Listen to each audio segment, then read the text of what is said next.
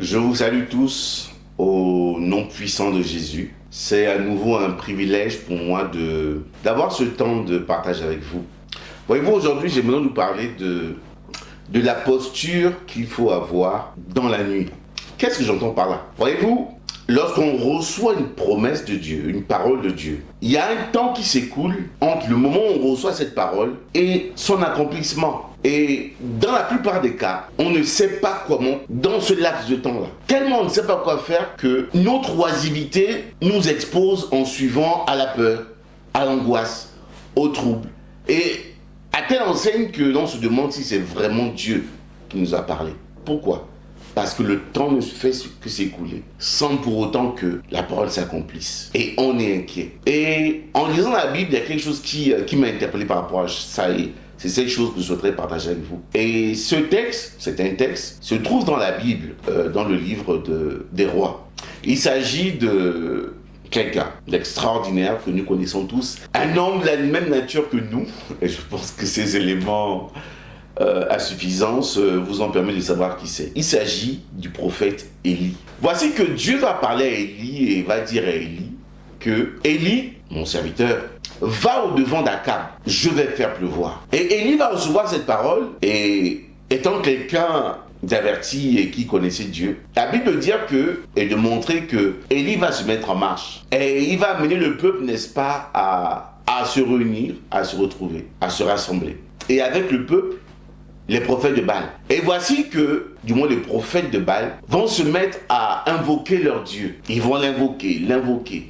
Et rien ne va se produire. Et la Bible nous montre que Élie, de son côté, va rétablir l'autel de l'Éternel. Et en rétablissant cet autel-là, il va, en suivant, se mettre à dire à Dieu que toi, tu es digne d'être reconnu comme étant le véritable Dieu. Et il va mener par là, n'est-ce pas, le peuple à se tourner vers Dieu. Élie va faire ce qu'on appelle la louange à Dieu. Il va proclamer les hauts faits de Dieu. Et il va témoigner le fait que le peuple avait tort en se tournant d'un Dieu comme celui-là, qui n'a eu de cesse que de prendre soin de son peuple.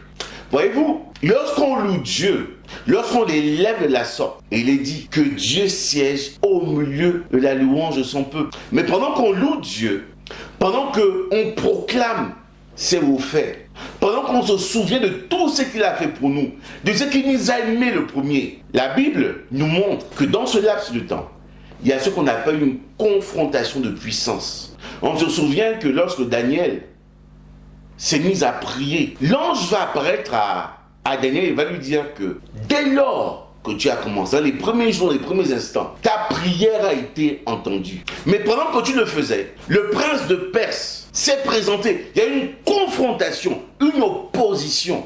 Lorsqu'on reçoit la parole de Dieu, on l'accueille avec joie, soit. Mais la première des postures qu'on doit avoir, c'est de louer Dieu pour sa parole. C'est rendre grâce à Dieu pour cette parole-là. Parce que quand on est dans cette phase de louange, en même temps, il y a une phase de confrontation qui se produit. Lorsque l'enfant vient, lorsqu'il y a fécondation au ventre d'une femme et qu'elle devient donc enceinte, dès cet instant, le corps reçoit tellement de signaux, tellement d'alertes, tellement de messages, tellement d'instructions et d'ordres. Et il finit par accepter et comprendre qu'il doit désormais créer de l'espace dans le ventre de la femme. Parce que l'enfant est là. Même si rien n'est encore visible. Mais il y a eu un phénomène. Il y a eu quelque chose qui s'est produit. Il y a un principe qui a été initié. La vie est là. Lorsque la parole de Dieu arrive, c'est un phénomène tellement puissant que cette parole générée doit être accompagnée par la louange. C'est la première étape. Tu reçois une parole de Dieu. Commence à le louer. Commence à rendre grâce. Commence à rendre grâce. La seconde étape, lorsqu'on reçoit une parole de Dieu, c'est, n'est-ce pas, savoir changer de langage. La Bible dit que Élie va dire à Akab que mange et bois, parce qu'il se fait un son qui annonce la pluie. Écoute, on t'a dit que tu étais malade et Dieu t'a annoncé la guérison. Commence à confesser la guérison. Commence à dire « Je suis guéri au nom de Jésus ». Commence à accepter la guérison. Tu loues Dieu. Et juste après, tu adoptes un nouveau langage. Je suis guéri. Je suis restauré. Je suis restauré. Pendant longtemps, On t'a dit que ton entreprise n'avait aucun avenir. Ou toi-même, mathématiquement parlant, tu voyais qu'il n'y avait pas d'issue possible. Mais parce que Dieu t'a parlé. Oh, ton cœur est rempli de joie. Tu te mets à le louer. Et tu commences à changer de langage. Ne commence pas à dire, mais quand est-ce que ça va se faire? Il y a 2 ou 3 mois que j'ai eu cette parole. Il y a 4 mois, rien ne s'est produit. Non, loue Dieu et change de langage. Pas autrement. Le prophète va dire, j'entends des bruits. Entends ces bruits-là. Reconnais ces sons-là. Voyez-vous, les prophètes souvent vivent des choses, ont des expériences qui, des fois, lorsqu'ils les racontent, ça paraît assez surprenant. Mais Dieu est comme ça, c'est que Dieu veut tellement parler à l'homme, mais il est limité par la nature de l'homme. Parce que l'homme, voyez-vous, c'est un être, je vais me répéter, limité. C'est pour cela que Dieu ne parle des fois que par des rêves, des songes, par des tierces personnes, des signaux, qu'il faut reconnaître par la Bible. Mais Dieu voudrait tellement plus, voudrait tellement faire plus, il voudra apparaître à l'homme, il voudrait faire des choses. Mais est-ce que l'homme est prêt à accepter ça? Cette dimension-là, parce qu'il est dit que nul ne peut le voir et vivre. Nul ne peut le voir et demeurer le même. Mais Dieu voudrait tellement faire en sorte que l'homme expérimente cela. Donc, première étape, tu reçois une parole de la part de Dieu. Ne pleure pas, mais loue Dieu. Tu le loues. Alléluia, gloire à Dieu. Parle désormais autrement. Change de langage. Il est dit que c'est une parole qui est certaine. C'est une parole dont le temps de l'accomplissement est déjà arrêté, est connu par Dieu lui-même. Et il le fera. Il accomplira sa parole. Pourquoi? Parce qu'elle ne repart pas à lui sans avoir pour autant accompli ce pourquoi elle a été libérée. Oh, sois homme de foi. Crois en lui.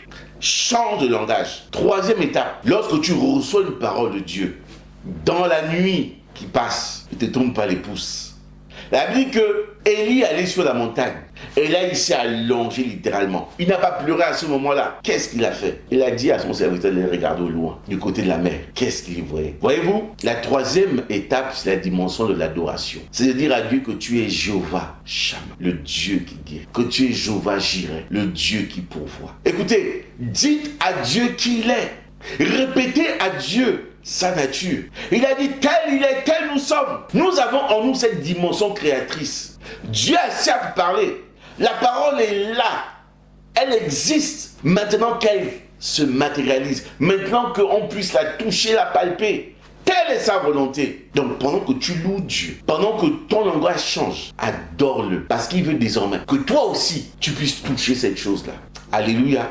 3 dimensions, 3 étapes. 1, tu le loues. 2, ton langage change. Et 3, simplement confesse que la chose est là désormais. Confesse qu'il est le Dieu qui guérit. C'est cette 3e étape-là. Tu es le Dieu qui guérit. Tu es le Dieu qui pourvoit. La provision est là. Je me saisis de la provision. La guérison est là. Je me saisis de la guérison. L'enfant est là. Dans peu de temps, je vais le sentir dans mon être bouger. C'est cette 3e dimension-là où tu vois désormais la parole. Tu la vois, tu l'entends. C'est l'attitude qu'il faut avoir dans la nuit. Ne pas te mettre à prier, du moins à pleurer. Non, c'est pas là où Dieu nous attend. Tu as reçu une parole de Dieu. Sache que tout ce qui existe aujourd'hui a d'abord une origine spirituelle. Et donc, il faut que cette chose-là passe de l'endroit abstrait à une dimension, à un endroit visible. Mais c'est à toi d'accompagner cette étape-là. C'est à toi. Habakkuk peut dire, il va dire que je me tenais à mon poste. Il faut que tu te tiennes à ton poste. Avec cette posture-là, je loue Dieu parce qu'il m'a parlé. Mon langage change. Et en suivant, j'amène ces choses à l'existence. Parce que je me souviens que je suis de la même nature que lui. Et pendant que je confesse et je déclare qu'il est Dieu, alléluia, la chose vient à l'existence. Donc, je loue, mon langage change, j'adore Dieu. Et au-delà d'adorer Dieu, j'amène ce qu'il a dit à l'existence. C'est ce que nous devons faire en pleine nuit. Et c'est ce que Élie a compris. Jusqu'à ce que, à la 7e heure, le serviteur lui dise, je vois quelque chose qui a la forme d'une main. Et dès lors, il a compris que tout était accompli. Voyez-vous,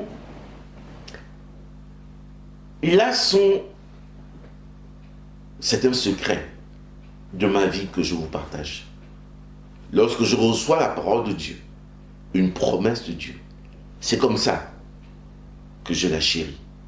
C'est comme ça que je l'amène cela, n'est-ce pas, à la dimension suivante, à la matérialisation. Et ceux qui comprennent ces choses-là règnent simplement, parce qu'ils comprennent qu'en fait, ils ont le pouvoir. Le pouvoir vous a été donné. Le pouvoir nous a été donné de créer ces choses, de les amener, n'est-ce pas, à la matérialisation. Sur la base de ce que Dieu nous dit, amener la chose à la matérialisation. Dieu t'a parlé. Alléluia, je te loue. Dieu t'a parlé. Je commence à confesser ce que Dieu m'a dit. Dieu t'a parlé. Maintenant, la phase suivante, c'est que la chose qui existe déjà, parce que dès qu'il parle, elle est déjà présente. Et je la mets à l'existence. Alléluia. Sois béni, sois encouragé au nom de Jésus.